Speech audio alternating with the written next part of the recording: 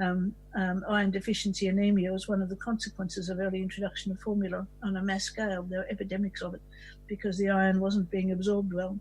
There's very little iron in breast milk, but what there is has absolutely unique bioavailability, meaning that up to 70% or more of it is actually absorbed by the baby, compared with a fraction of that from formula, because it's linked to transfer factors that take up the iron from the gut, where if it was left in the gut, pathogenic bacteria, disease-causing bacteria, would use it and multiply.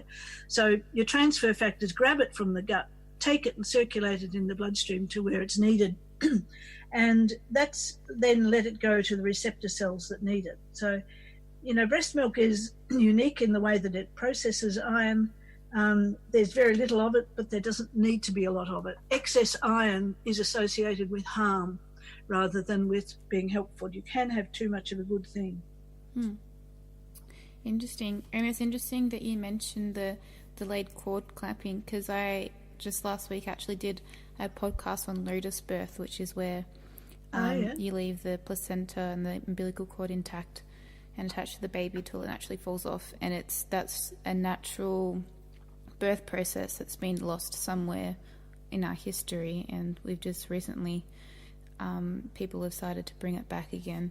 But it's interesting that and getting exposed to sunlight are just natural things that we do naturally, but have been lost somewhere along the way. That's true.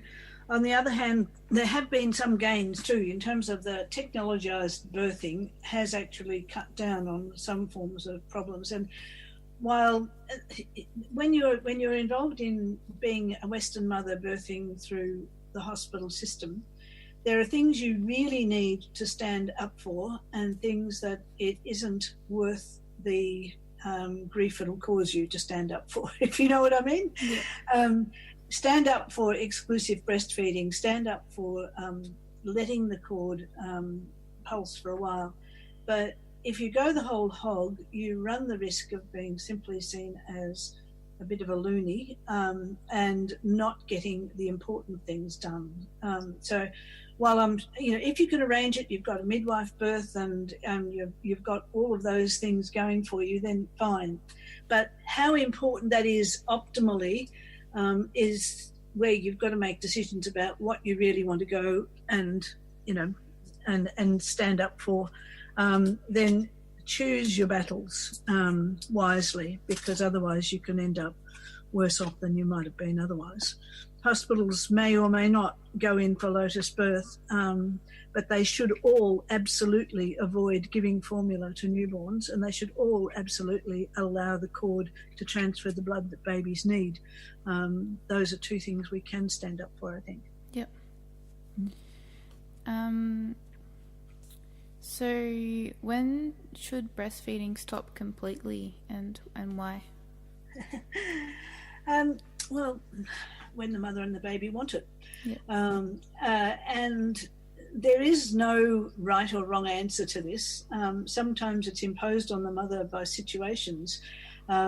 Sometimes it's imposed on her by biology. She intends to go on breastfeeding for much longer, but she has to cut back in order to accommodate other pressures in her life. Her supply drops to the point where the breast involutes and she can't continue on. Sometimes it's imposed on her by the baby saying, I've had enough. One of my children decided at 15 months, 3 months into the next pregnancy, that she had actually had enough and was not going to continue to breastfeed any longer. And I couldn't get her to go back to the breast after the next child was born. So, it's when it suits the mother and the child. There is no right or wrong answer to this. But if you're talking about what was traditional, taken for granted in cultures right across the world throughout history, then Professor Catherine Detweiler in the States did a very big survey that looked at this and found that between the ages of 2 and 7 was the weaning age, and most of them were closer to 3 to 5 than 2 to 7. So that, mostly we have used milk right through the toddler years. And what's interesting about that is that the science of the microbiome now tells us that the microbiome that gets pioneered soon after birth isn't stable until around about the age of 3. And from then on, it's stabilised, and it will persist as that through life, assuming that there aren't catastrophic influences. The microbiome has the capacity to reseed itself, and this is thought to be one of the functions of the appendix, in fact, that it can serve as a reservoir for microbes to reseed the gut if there has been, antibiotics go through and wipe things out, or if you've had a bad infection that's cleared the bowel out one way or another, then the pioneer microbes are sitting there quietly and will come back out and reseed everything one way and another. So around the age of 3 would seem to be a very good time to continue to, so long as it fits in with the life that you have to lead in modern society at the present moment. It's amazing how much quiet, normal duration breastfeeding actually goes on in Western society, but people don't necessarily talk about it because it's seen as extended breastfeeding. Well, really, it's just breastfeeding, isn't it? If that's what humans always did, then really that's just breastfeeding. And we should be talking about shortened duration breastfeeding and its possible risks rather than extended breastfeeding and its possible benefits. Yeah, that's a good point. So what are the possible risks of shortened breastfeeding now that you bring it up? Well, the risk, of course, is that something worse will go in. By the time we were in the 1970s, even we breastfeeding mothers took it for granted that we would breastfeed to around 6 months or so, and then we would introduce formula to replace breast milk. And so I think in that 70s, there probably wasn't a baby that was fully exclusively breastfed that went on breastfeeding without some formula being used. Many of us kept on breastfeeding, but we used formula as a top-up, as a for the odd feed here or there when we were travelling, whatever. It didn't occur to us that there might be risks involved in that because nobody talked about risks. So the main benefit of continuing breastfeeding is that you continue to get all of that immune help and support that is there in breast milk, multiple cells. The companies are adding 5 oligosaccharides to their 5 nucleotides to their formula. There's 150 or so in breast milk. The companies are thinking about adding a few oligosaccharides. There are possibly 200 oligosaccharides in breast milk, and they're all interactive and related to one another, and they all have some kind of effect. Your oligosaccharide pattern, the milk sugars that are in the breast are absolutely unique to the mother. So we've got this tailor-made food that's even different if you're a boy or a girl in subtle ways. It's different at every stage of lactation. It changes along the way. Once you get to the stage where you're feeding the baby other foods and they're having significant amounts, the amount of milk you make has diminished to a large extent, and that means that it's even richer in the immune protective factors, more concentrated in those things than it was during normal lactation when that same dose was there, but it was diluted more by the volume of milk. So the early milk and the later milk is actually the regression milk, they call it, when the breast is reducing the amount it makes, are both uniquely high in protective factors, and those protective factors are there to protect the breast as well as the baby. So you've got a really unique, tailor-made, superb food. Why would you substitute it, fresh, local, free for something industrial, processed and stale? I mean, why would you? So the risk is simply that something else is going in instead of it that isn't as good. And of course, in vulnerable families, you don't know what that might mean for the health of the child. Certainly, I know people who've breastfed for a number of years, and they say, 2 weeks later, she had her first cold, or 2 weeks later, he came down with this, his first ear infection or whatever, because the benefit that it's done at the local levels diminishes once you've stopped feeding. And so, the pathogens sort of say, oh, yeah, well, let's have it and let's try. But certainly many of the benefits are absolutely lifelong. I don't want to give the impression that, what you've done diminishes in any way. You have actually shaped and programmed how the baby will respond.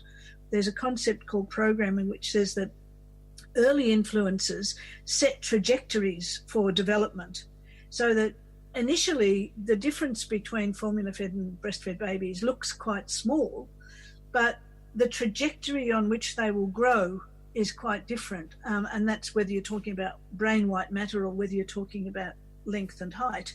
And so down the track, there will be bigger differences than there were at the beginning because those paths are diverging. If you can, I'm waving my hand around. If you can visualize what I mean, the paths are getting further apart. The effects are actually developing more because the baby is programmed to develop along a particular pathway that goes differently from the formula-fed baby's pathway. Okay. So formula-fed babies are actually programmed differently, and that's why they Yes. grow differently. Yes. And they need a different Absolutely. growth chart to breastfed babies. That's why they have been developing obesity at such a great rate. The obesity epidemics are another of the legacy of the formula feeding societies, and they're exporting that again. Obesity is rising in all the countries where formula is taking over from breastfeeding. It is also one of the reasons why the companies know that perfectly well to be the case. The scientists have even spelt out how it happens. The excess milk protein intake, cow's milk protein intake, actually acts as, there are growth factors that act on the baby. The companies have been steadily reducing the amount of protein in their formulas ever since the 1970s, because they know that the obesity epidemic will be sheeted home to them if they go on producing formulas with such high levels of protein. Someone will do the studies and show it clearly. So formulas now are down around 12 to 14 grams a litre of protein, where in the 70s you could be having a baby who was getting over 20 grams a litre, and some of them, the toddler formulas, up to 30. It's still an issue. Some of the toddler formulas are quite high in protein because you're presumed to be having only a tiny amount of them.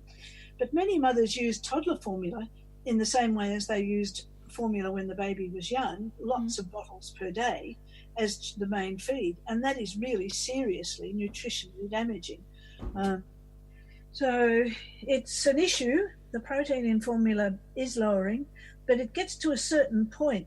When they got down, there was an experiment in which they did 11 grams a litre of formula. And guess what? The babies decided that wasn't enough and just drank more by volume of the formula to get the protein they needed. But it's still not the same thing as breast milk protein. All protein is complex, and there are many proteins within what we call cow's milk protein, hundreds of them, and they have different impacts on the body. So the hundreds of different proteins in cow's milk have different effects than the hundreds of proteins in breast milk. And the net outcome will be differences, even though, and particularly in brains, even though the amounts of formula the amount of protein in formula might get to be like those in breast milk one day. They haven't yet. Breast milk is probably down to around about 9 to 11 grams, and some of that is not even used by the body because it's the immune proteins which are being excreted at the end. So I'm trying to think of what question I want to use next. Okay, I'll ask this one. So what are the misconceptions and facts about breastfeeding toddlers?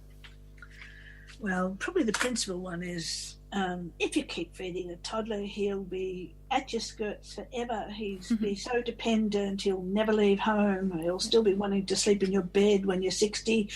I mean, most of the things, the misconceptions are pretty silly. Breastfeeding a toddler is perfectly natural, normal, and should be the routine. It's an immense help to the toddler who, particularly when they get to that age where they're realising how different the world is, and that you might not be attached to them the way they've thought you have, and